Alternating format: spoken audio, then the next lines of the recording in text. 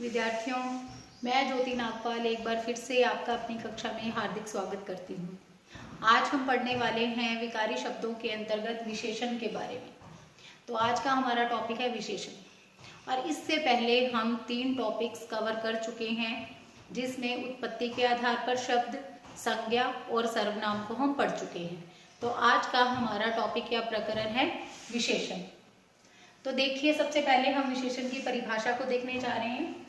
वे शब्द जो संज्ञा या सर्वनाम की विशेषता को बताते हैं उन्हें विशेषण कहते हैं। यानी सबसे पहली बात, विशेषण क्या है? विशेषता बताने वाले शब्द, और विशेषता किसकी होगी? संज्ञा या सर्वनाम की होगी। फिर देखिए, कुछ उदाहरण लिखे हैं मैंने, जैसे नीला आकाश। नीला आकाश, तो यहाँ पे आकाश क्या है? आकाश है संज्ञा।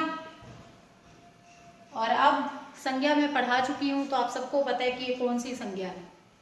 पता है कौन सी संज्ञा है? पता होना चाहिए कौन सी संज्ञा है। तो ये संज्ञा शब्द।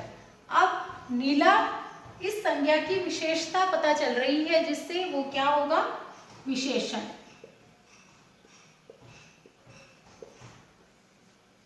ठीक है, तो संज्ञा शब्द की विशेषता बताने वाले शब्दों को विशेषण कहते हैं। तो नीला क्या हो गया? विशेषण। इसी तरह से यहां देखिए, दुबला आदमी। दुबला आदमी, आदमी क्या है? संज्ञा। कौन सी संज्ञा है? ये आपको पता होना चाहिए, संज्ञा आप पढ़ चुके हैं।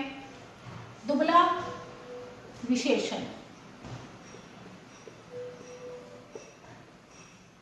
इसी तरह से आम संज्ञा,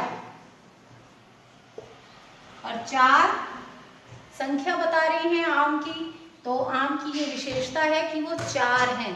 तो इस आधार पर 4 क्या हो गया? विशेषण। सुंदर मोर। मोर संज्ञा और सुंदर विशेषण। अब एक चीज और देखिए, जिस तरह से नीला आकाश में नीला विशेषण है, आकाश संज्ञा है, तो आकाश संज्ञा होने के साथ साथ इसे विशेष्य भी कहते हैं। विशेष्य। ठीक है, इसी तरह से आम भी विशेष्य कहलाएगा, आदमी भी विशेष्य कहलाएगा, मोर भी विशेष्य। तो संज्ञा और सर्वनाम जिसकी की विशेषता बताई जाती है वो क्या कहलाता है? विशेष्य। और संज्ञा और सर्वनाम की विशेषता बताने वाले शब्द क्या कहलाते हैं? विशेषण शब्द कहलाते हैं। और मैंने इससे भी आपको ये क्लियर कर दिया है, फिर से एक बार बता देती हूँ। जैसे ये सुंदर मोर है, मोर संज्ञा है, सुंदर विशेषण है, तो मोर संज्ञा होने के साथ साथ क्या है? विशेष्य। विद्यार्थियों, अब आपके सामने हैं विशेषण के भेद। देखिए, विशेषण के 5 भेद होते हैं। कौन कौन से? गुणवाचक विशेषण, संख्यावाचक विशेषण, परिमाणवाचक विशेषण, संकेतवाचक विशेषण और व्यक्तिवाचक विशेषण। देखिए, आगे ये जो संख्यावाचक विशेषण और परिमाणवाचक विशेषण है, इनके भी 2 रूप होते हैं, 2 प्रकार के होते हैं ये, निश्चित संख्यावाची और अनिश्चित संख्यावाची। निश्चित परिमाणवाचक और अनिश्चित परिमाणवाचक। तो जब एक एक को पढ़ेंगे तो वहां आपको इनके आगे टाइप्स भी क्लियर हो जाएंगे। सामने है विशेषण का पहला भेद, गुणवाचक विशेषण। तो गुणवाचक विशेषण क्या होता है? वे शब्द जो संज्ञा या सर्वनाम के गुण, दोष, रंग, रूप, आकार, स्वभाव, दशा का बोध कराते हैं। फिर से एक बार देख लीजिए, संज्ञा या सर्वनाम के गुण, दोष, रंग, रूप, आकार, स्वभाव, दशा का बोध कराने वाले शब्द कौन से विशेषण के अंतर्गत आते हैं? गुणवाचक विशेषण के अंतर्गत आते हैं। अब उदाहरणों से इसे समझने की कोशिश कीजिए। सुंदर, मोटा, काला, बुरा, मीठा, जवान। देखिए, इन सभी शब्दों को देखिए, यहाँ से इन शब्दों से आपको गुणों का, दोष का, रंग, रूप, आकार, स्वभाव, दशा, इनका पता चलेगा। सुंदर गुण है किसी का, मोटा होना यानी उसका आकार प्रकार पता चल रहा है। काला, काला है, सफेद है, ये भी गुण भी हो सकता है, उसके साथ साथ रंग रूप में भी आ सकता है। बुरा, तो यहाँ पे दोष की बात हो रही है। मीठा, मीठा में क्या पता चल रहा है, उसका गुण पता चल रहा है या उसका स्वभाव पता चल रहा है। फिर जवान, जवान क्या है, दशा यानी उसकी अवस्था के बारे में पता चल रहा है। अब देखिए, वह ईमानदार है, वह ईमानदार है, आप सभी जानते हैं वह क्या है, सर्वनाम शब्द है, और ईमानदार क्या है, उसका गुण है, तो इसलिए ईमानदार शब्द क्या हो गया, विशेषण। इसी तरह से फल मीठे हैं, तो फल क्या है, फल क्या है, संज्ञा, और मीठा होना उनका गुण है, उनकी विशेषता है, तो मीठे क्या है, विशेषण। इसी तरह से अंगूर खट्टे हैं, तो अंगूर क्या हो गया, अंगूर है संज्ञा, और उनका खट्टा होना उनका गुण, तो खट्टे शब्द क्या हो गया, विशेषण। इसी तरह से मैंने सुंदर पक्षी देखा, तो यहाँ पे सुंदर है विशेषण, किसका, किसकी विशेषता पता चल रही है सुंदर शब्द से, पक्षी की, तो पक्षी क्या है, संज्ञा, पक्षी है संज्ञा, सुंदर है विशेषण। इसी तरह से अभी मैंने आपको विशेषण और विशेष्य भी बताया, तो यहाँ पे वह ईमानदार है, यहाँ पे वह क्या है, सर्वनाम है, और ईमानदार क्या है, विशेषण है। इसी तरह से फल मीठे हैं, तो यहाँ पे वह जो व्यक्ति है वो विशेष्य कहलाएगा, और यहाँ पे फल जो है वो विशेष्य है, संज्ञा होने के साथ साथ विशेष्य है। अंगूर भी क्या है, विशेष्य है, पक्षी भी क्या है, विशेष्य है। इस तरह से ये है हमारा गुणवाचक विशेषण। अब आपके सामने है विशेषण का दूसरा भेद, संख्यावाचक विशेषण। तो संख्यावाचक विशेषण की विशेषता या इसकी परिभाषा क्या है कि ये संख्या को बताता है। किसकी संख्या को बताता है, ये बताता है संज्ञा या सर्वनाम की संख्या को। तो संज्ञा या सर्वनाम की संख्या बताने वाले शब्द जो हैं, बताने वाले विशेषण शब्द जो हैं, वो संख्यावाचक विशेषण कहलाते हैं। और ये संख्यावाचक विशेषण जो है वो भी दो प्रकार का है, इसके भी आगे दो भेद हैं। कौन कौन से, निश्चित संख्यावाचक और अनिश्चित संख्यावाचक। निश्चित संख्या आप सभी जानते हैं, निश्चित संख्या क्या हो सकती है, जैसे मुझे पता है कि जैसे मैंने पहले उदाहरण लिया 4 आम, तो यहाँ पे मुझे आमों की संख्या पता है ना कि 4 है, और इसके साथ साथ ही संख्यावाचक विशेषण क्या करता है, संज्ञा या सर्वनाम की संख्या को बताता है। तो संज्ञा है ये आम, आम जो है वो संज्ञा है, और इसकी संख्या को पता चल रहा है मुझे कि ये कितने हैं आम, 4 हैं। तो यहाँ पे निश्चित संख्या मुझे पता है, तो निश्चित संख्यावाचक में संज्ञा या सर्वनाम की निश्चित संख्या का पता चलता है। और अनिश्चित संख्यावाचक में जैसे देखो, यही मैं लिख दूं कि मुझे कुछ आम दे दो, मुझे कुछ आम दे दो, या मुझे थोड़ी चीनी दे दो, तो इससे हमें निश्चित संख्या का पता नहीं चलता, और इस तरह से ये होती है अनिश्चित संख्यावाचक विशेषण। इसमें शब्द आते हैं थोड़े, ज्यादा, कम, बहुत, अधिक, कुछ, ऐसे शब्द। और इस तरह से निश्चित वाचक संख्यावाची जो विशेषण है वो भी 4 प्रकार का होता है। पहला है गणनावाचक। गणना करना आप सभी को पता है, गिनती करना, गणना करना होता है, काउंट करना। तो इसमें गिनती के जितने भी शब्द हैं वो आएंगे, 1, 3, 10, 5, 20, 100, इस तरह से सारे के सारे गिनती के शब्द गणनावाचक विशेषण में आएंगे। उसके बाद देखिए क्रमवाचक। क्रम मतलब सीक्वेंस कौन सा है, यानी स्थान कौन सा है। तो यहाँ पे पहला, 5वां, तीसरा, 10वां, 20वां, ऐसा कुछ क्रम पता चल रहा हो तो वहाँ पे है क्रमवाचक। उसके बाद है आवृत्तिवाचक। आवृत्ति क्या होती है, फ्रीक्वेंसी किसी चीज की। कि फ्रीक्वेंसी का कैसे पता चलेगा, जैसे शब्द लिखा दुगुना, तिगुना, चौगुना, तो ये क्या है, आवृत्तिवाचक। इस तरह से समूहवाचक कि पूरे समूह का बोध कराने वाला, जैसे दोनों, आप दोनों यहाँ आ जाइए, आप तीनों को सजा मिलेगी। तो इस तरह से हम तीनों कहने का मतलब, तीनों शब्द का मतलब क्या है कि हम एक तीनों का एक समूह बना रहे हैं, तो वो हो जाएगा समूहवाचक। और अनिश्चित संख्या का मैं आपको बता ही चुकी हूँ, थोड़े, ज़्यादा, कम, बहुत, इस तरह से। तो इस तरह से ये संख्यावाचक विशेषण है और इसके भी ये दो भेद होते हैं, जिसमें निश्चित संख्यावाचक के आगे ये चार भेद होते हैं, गणनावाचक, क्रमवाचक, आवृत्तिवाचक और समूहवाचक। विद्यार्थियों, अब आपके सामने है विशेषण का तीसरा भेद, परिमाणवाचक विशेषण। परिमाण का अर्थ आप सभी जानते हैं, मापतोल को परिमाण कहते हैं, और इसी तरह से वाचक मतलब बताने वाला, तो मापतोल को बताने वाला। तो किसके मापतोल को बताने वाला, तो संज्ञा या सर्वनाम के मापतोल को बताने वाले विशेषण शब्द जो होते हैं वो परिमाणवाचक विशेषण के अंतर्गत आते हैं।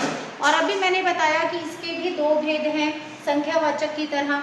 तो दो भेद कौन से हैं, निश्चित परिमाणवाचक और अनिश्चित परिमाणवाचक। देखिए, जैसे हम किसी दुकान पर गए और हमने उसे जा कर के कह दिया कि आप 4 मीटर लाल कपड़ा दे दीजिए, तो उसे निश्चित परिमाण का पता चल गया, नाप का पता चल गया कि उसने जो उनके पास मीटर होता है उसको लेकर के जो भी उनके पास पैमाना है उस पैमाने के अनुसार 4 मीटर कपड़ा नाप करके हमें देना है। और ऐसे ही अगर हमने उसे जा करके कहा कि थोड़ा सा लाल कपड़ा दे दीजिए, अब उसे नहीं पता कि हमें कितना कपड़ा चाहिए, 1 मीटर चाहिए, आधा मीटर चाहिए, 2 मीटर चाहिए, 10 मीटर चाहिए, कितना। तो बस आप इसी उदाहरण से इसको समझने का प्रयास कीजिए कि यहाँ पे निश्चित परिमाण का मतलब हमें फिक्स नापतोल पता है, और इस फिक्स नापतोल की कई इकाइयाँ हैं। आप सभी मैथ्स पढ़ते हैं, जो कि यहाँ पे मैथ्स की इकाइयाँ लिखी हुई हैं। देखिए, मीटर, लीटर, किलो, ग्राम, टन। अगर निश्चित संख्या के अंतर्गत इनका प्रयोग करके परीक्षा के अंदर कोई वाक्य लिखा हुआ है तब तो आएगा निश्चित परिमाणवाचक विशेषण में।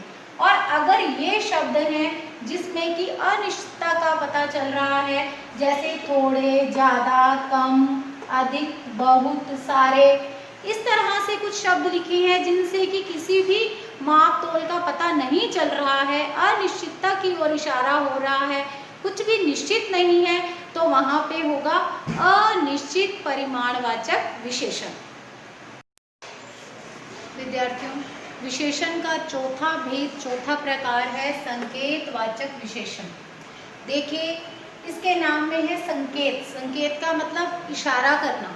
तो देखिए, जब सर्वनाम शब्दों का विशेषण के रूप में प्रयोग किया जाता है, जब सर्वनाम शब्दों का विशेषण के रूप में प्रयोग किया जाता है, और सर्वनाम आप पढ़ चुके हो, मैं, तुम, वह, यह, उस, इनको, उनको, जिनको, ये सारे क्या हैं, सर्वनाम शब्द हैं।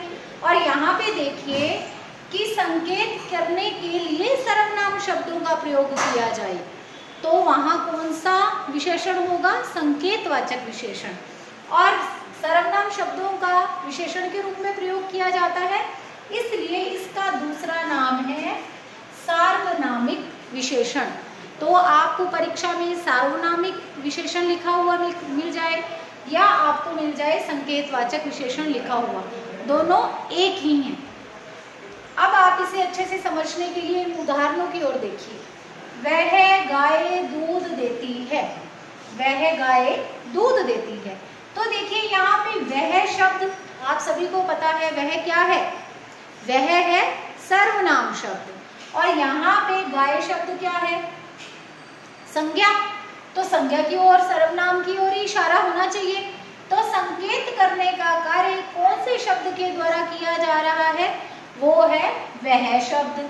वह गाय दूध देती है, संकेत करने के लिए जिस शब्द का प्रयोग किया जा रहा है वह है सर्वनाम, और सर्वनाम शब्द है कौन सा, वह। तो इस वाक्य में कौन सा विशेषण है? संकेतवाचक विशेषण। इस तरह से देखिए, उस पुस्तक को मुझे दो, उस पुस्तक को मुझे दो। पुस्तक क्या है?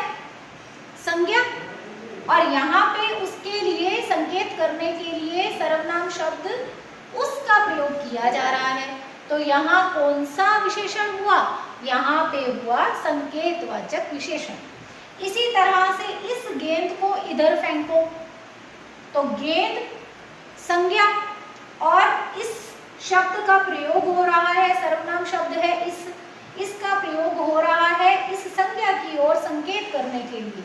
यानी यहाँ पे सर्वनाम शब्दों का प्रयोग विशेषण के रूप में हो रहा है। आप सभी को दिखाई दे रहा है। देखिए, गाय के लिए यह है शब्द जो है, वह शब्द जो इस पे लिखा हुआ है, यह विशेषण का कार्य कर रहा है। सर्वनाम शब्द है, लेकिन काम क्या कर रहा है? गाय की ओर संकेत करने के कारण यह गाय की विशेषता को बता रहा है कि उस गाय, इस गाय, वह गाय, यह गाय। तो इस तरह से वह गाय दूध देती है, तो सर्वनाम शब्द विशेषण का काम कर रहा है। इसी तरह से पुस्तक, पुस्तक की कोई और विशेषता ना होकर के उसकी ओर इशारा किया जा रहा है कि उस पुस्तक को मुझे दे दो। कोई और पुस्तक नहीं चाहिए, उस पुस्तक को मुझे दे दो। तो उस शब्द जो है विशेषण के रूप में प्रयोग हो रहा है, जबकि है कौन, क्या शब्द? सर्वनाम शब्द। इसी तरह से गेंद के लिए विशेषण का कार्य कौन से शब्द के द्वारा किया जा रहा है? इस शब्द के द्वारा, जो कि खुद एक सर्वनाम शब्द है। तो जब सर्वनाम शब्द विशेषण का कार्य करते हैं, तब वहां पे संकेतवाचक विशेषण या सार्वनामिक विशेषण होता है। विशेषण का पांचवा और अंतिम भेद है व्यक्तिवाचक विशेषण। तो व्यक्तिवाचक विशेषण, व्यक्तिवाचक नाम आपने सुना है, व्यक्तिवाचक संज्ञा भी होती है। आपने संज्ञा अच्छे से पढ़ ली है, तो इस नाम को सुनते ही आपके दिमाग में व्यक्तिवाचक संज्ञा का नाम आ गया होगा।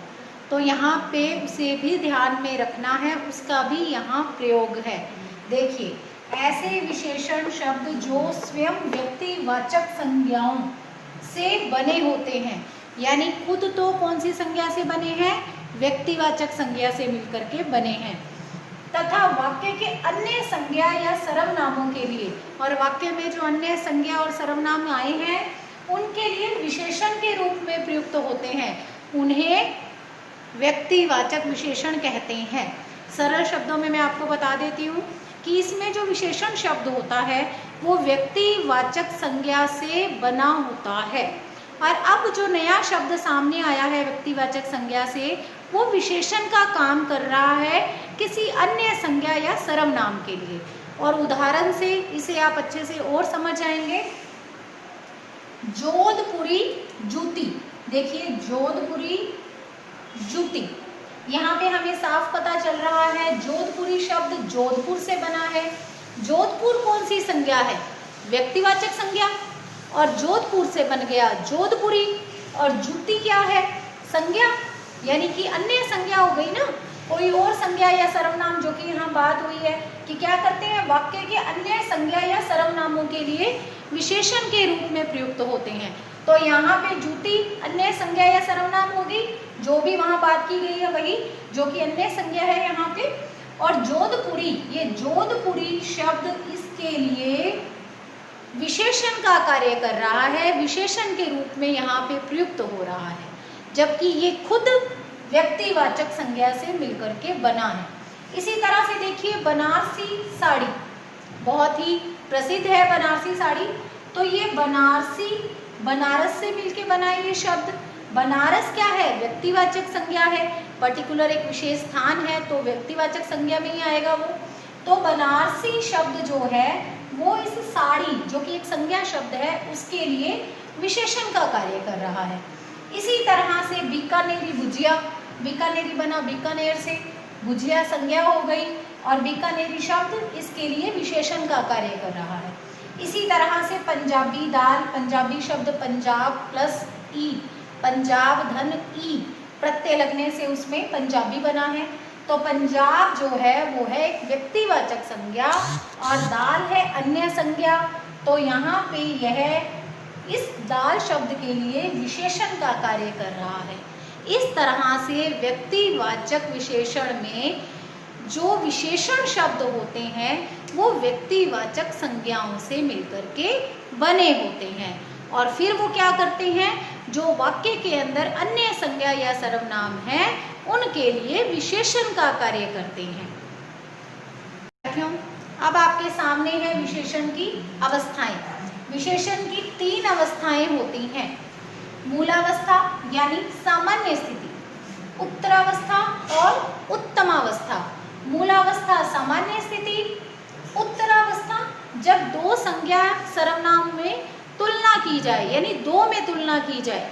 फिर है उत्तमावस्था, जब 2 से अधिक संज्ञा सर्वनामों में तुलना करके एक को श्रेष्ठ बताया जाए तो वो होती है उत्तमावस्था।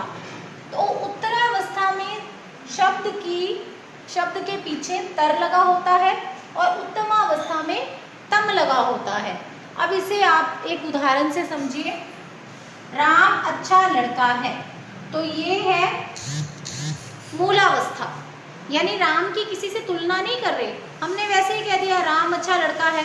तो यहाँ पे हो गई सामान्य स्थिति, राम की किसी से तुलना नहीं हो रही, ये है मूलावस्था सामान्य स्थिति। यहाँ पे हमने कहा राम मोहन से अच्छा है, तो यहाँ पे हम राम की मोहन से तुलना कर रहे हैं, तो ये कौन सी अवस्था होगी, ये होगी उत्तरावस्था। फिर देखिए यहाँ पे मैंने लिखा राम कक्षा में सबसे अच्छा है, तो पूरी कक्षा से राम की तुलना हो गई, तो ये कौन सी अवस्था हुई, ये हुई उत्तमावस्था। ठीक है।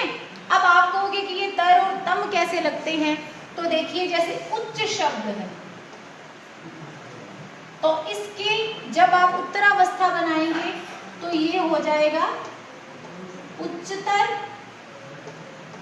और उत्तमावस्था हो जाएगी उच्चतम। इसी तरह से सुंदर शब्द है, सुंदर शब्द जो है वो है मूलावस्था में यानी सामान्य स्थिति में, और इसके बाद सुंदरतर आ जाए तो 2 जनों में तुलना होगी इससे, सुंदरतर उत्तरावस्था और सुंदरतम उत्तमावस्था। जैसे इसको अपने वाक्य में प्रयोग करके देखते हैं, सीता सुंदर है, तो ये सामान्य स्थिति मूलावस्था। फिर मैंने कहा सीता गीता से सुंदरतर है, ठीक है, तो देन क्या हुआ वहां पे ये हो गई उत्तरावस्था। और फिर मैंने कहा सुंदरतम शब्द का प्रयोग किया तो वो हो गया, क्या हो गया, वो हो गई उत्तमावस्था। विशेषण प्रकरण के अंतर्गत एक शब्द और यहाँ पे आता है, वो है प्रविशेषण। तो प्रविशेषण क्या होता है, विशेषण शब्दों की विशेषता बताने वाले शब्द प्रविशेषण कहलाते हैं। तो प्रविशेषण क्या हुए, जो विशेषण शब्दों की भी विशेषता को बताते हैं। अब आप कंफ्यूज हो गए होगे, आपको ये लगेगा कि पहले कहते विशेष्य विशेषण, अब आ गए प्रविशेषण पे। तो इस एक वाक्य को देखिए, इसमें आपको सब कुछ समझ में आ जाएगा। हमारा ये काम होता है कि सबसे पहले हम वाक्य को 2 बार पढ़ें, वाक्य को 2 बार पढ़ के हम वाक्य में से संज्ञा या सर्वनाम को छांट लें। तो यहाँ पे मैंने बहुत सुंदर पक्षी देखा, इस वाक्य में संज्ञा है पक्षी शब्द, और मैंने आपको ये बताया था कि संज्ञा या सर्वनाम शब्द जिसकी विशेषता बताई जा रही है वो कहलाता है विशेष्य। तो वैसे ये संज्ञा शब्द है और इस टॉपिक के अकॉर्डिंग ये क्या है, विशेष्य। सुंदर शब्द क्या है, सुंदर है विशेषण, और इसमें ये जो बहुत शब्द है ये है प्रविशेषण। उम्मीद है कि अब आपको समझ में आ गया होगा। एक अन्य उदाहरण देख लीजिए, उसने अत्यधिक प्यारी गुड़िया खरीदी, उसने अत्यधिक प्यारी गुड़िया खरीदी। तो गुड़िया हो गया विशेष्य, प्यारी हो गया विशेषण, और अत्यधिक हो गया प्रविशेषण। इस तरह से प्रविशेषण का अर्थ क्या निकला, विशेषण शब्दों की भी विशेषता बताने वाले शब्द प्रविशेषण कहलाते हैं। विद्यार्थियों, जैसे संज्ञा टॉपिक में हमने भाववाचक संज्ञा का निर्माण देखा था, किस प्रकार से इसकी रचना हो जाती है, अव्यय शब्दों से हो जाती है संज्ञा की रचना, या भाववाचक संज्ञा विशेषण से बनती है, क्रिया से बनती है। उसी तरह से यहाँ पे विशेषण भी बनता है। जैसे यहाँ पे है संज्ञा से विशेषण बनना, तो संज्ञा से विशेषण जैसे प्यार संज्ञा प्यारा विशेषण, समाज से सामाजिक, भारत से भारतीय, जयपुर से जयपुरी, बुद्धि से बुद्धिमान, गुण गुणवान। तो ये सारे प्यार, समाज, भारत, जयपुर, बुद्धि, गुण, ये तो हो गए संज्ञा शब्द। और इनमें प्रत्यय लगने से जैसे प्यार से प्यारा बना, तो प्यारा, सामाजिक, भारतीय, जयपुरी, बुद्धिमान, गुणवान, ये सारे शब्द हो गए विशेषण। तो इस तरह से संज्ञा शब्दों से भी विशेषण शब्द बनते हैं। और इसके साथ ही देखो सर्वनाम से विशेषण बनना, जैसे यह, जो, वह, मैं, तुम, ये सारे शब्द कैसे शब्द हैं? सर्वनाम शब्द हैं। और इनसे विशेषण कैसे बनते हैं? जैसे यह ऐसा में बदल जाता है, जो से जैसा, वह से वैसा, मैं से मेरा, तुम से तुम्हारा। इस तरह से संज्ञा और सर्वनाम शब्दों से भी विशेषण शब्द बनते हैं। अब है आपके सामने क्रिया शब्दों से विशेषण बनना। तो क्रिया शब्द जैसे लड़ना क्रिया है, लड़ना से विशेषण शब्द बना लड़ाकू। लूटना क्रिया है, लुटेरा। भागना क्रिया है, भगोड़ा शब्द। तो इस तरह से लड़ना, लूटना, भागना, ये तो हो गई क्रियाएं। और इन क्रियाओं से विशेषण कौन कौन से बन गए? लड़ाकू, लुटेरा, भगोड़ा। इसी तरह से अव्यय शब्दों से भी विशेषण शब्द बनते हैं। जैसे कि आगे शब्द जो है एक अव्यय शब्द है, अविकारी शब्द जो होते हैं वही अव्यय शब्द होते हैं। अविकारी शब्दों का पूरा ज्ञान हमें आगे होने वाला है, अगली वीडियो में हम उसके बारे में भी पढ़ेंगे। तो आगे से अगला, पीछे से पिछला, अंदर से आंतरिक, बाहर से बाहरी। इस तरह से संज्ञा से, सर्वनाम से, क्रिया से, अव्यय से, इन सब से विशेषण शब्दों की रचना हो सकती है, निर्माण हो सकता है। आपके एग्जाम में, परीक्षा में इससे संबंधित प्रश्न भी अधिकतर पूछे जाते हैं। विद्यार्थियों, अब आपके सामने अभ्यास के लिए कुछ प्रश्न हैं। विद्वान व्यक्ति पूज्य होते हैं, वाक्य में विशेषण है। तो इस वाक्य में हमें विशेषण ढूंढना है कि कौन सा विशेषण है। व्यक्तिवाचक, सार्वनामिक, गुणवाचक, संख्यावाचक। तो सबसे पहले हम वाक्य को देखेंगे और वाक्य में हम क्या देखेंगे? संज्ञा को देखेंगे। विद्वान व्यक्ति पूज्य होते हैं, तो व्यक्ति क्या है? संज्ञा शब्द है इसमें। और विद्वान क्या है? विशेषण शब्द है। तो विद्वान शब्द को जब हम देखते हैं तो यहाँ पे हमें व्यक्ति के लिए विद्वान शब्द का प्रयोग हुआ है, तो इसका मतलब क्या है? विद्वान होना व्यक्ति का क्या है? गुण है। तो इस वाक्य में कौन सा विशेषण है?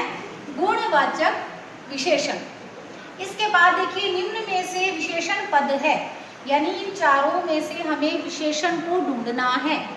क्रोध, भयभीत, लालच और सुंदरता। आप इन शब्दों को देखिए। क्रोध, क्या इन शब्दों के साथ संज्ञा या सर्वनाम का प्रयोग किया जा सकता है या नहीं किया जा सकता? बस आप ये देख लीजिए। जैसे मैं लिखूं यहाँ पे क्रोध आदमी, क्या वाक्य बना? नहीं, क्योंकि क्रोधी आदमी हो सकता है, तो इसका मतलब ये ऑप्शन कट हो गया।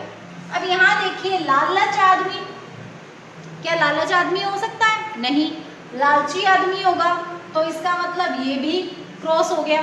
यहाँ देखिए भयभीत आदमी, सुंदरता आदमी, तो यहाँ पे आप देखिए भयभीत आदमी यानी डरा हुआ आदमी, ये हो सकता है, तो इसका मतलब इसका सही उत्तर हुआ भयभीत। निम्न में से विशेषण नहीं है, यानी चारों को देखना है और जो विशेषण शब्द नहीं है उसे हमने टिक करना है। तो प्रश्न को आप 2 बार पढ़ लिया कीजिए, क्योंकि इसमें क्या पूछा गया है कि निम्न में से विशेषण नहीं है।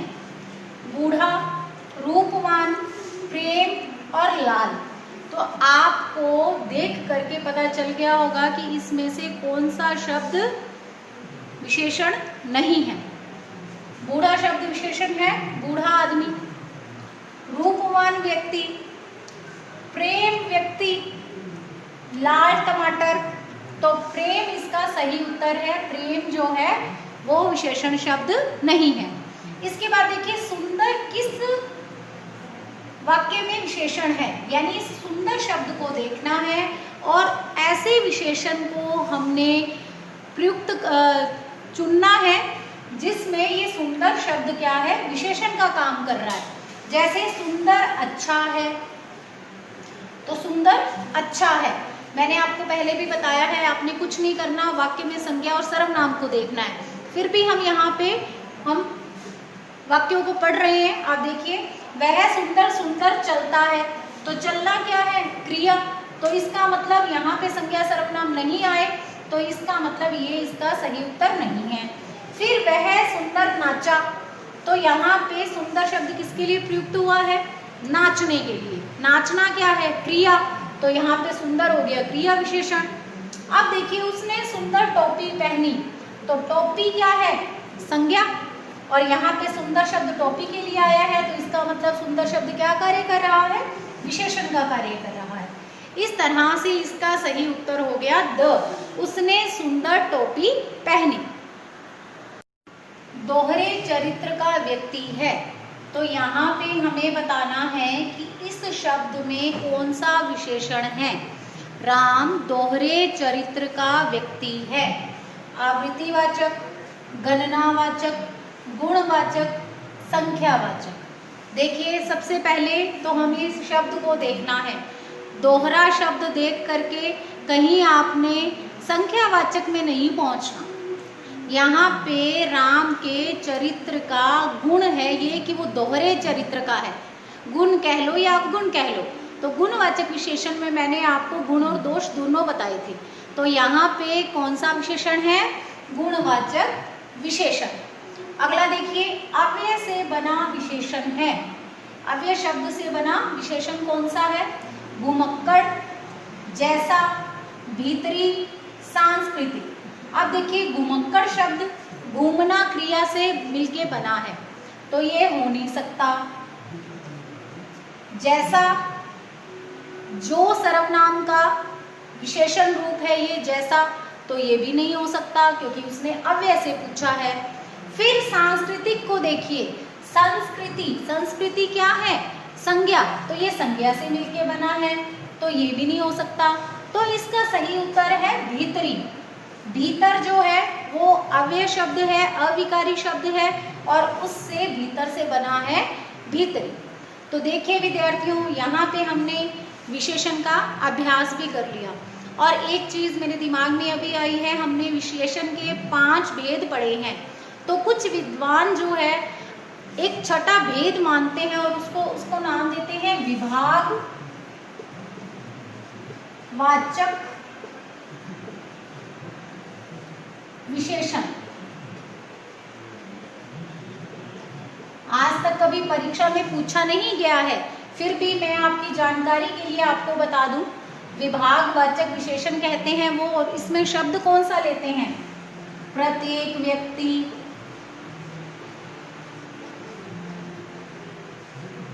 हर एक आदमी, इस तरह से।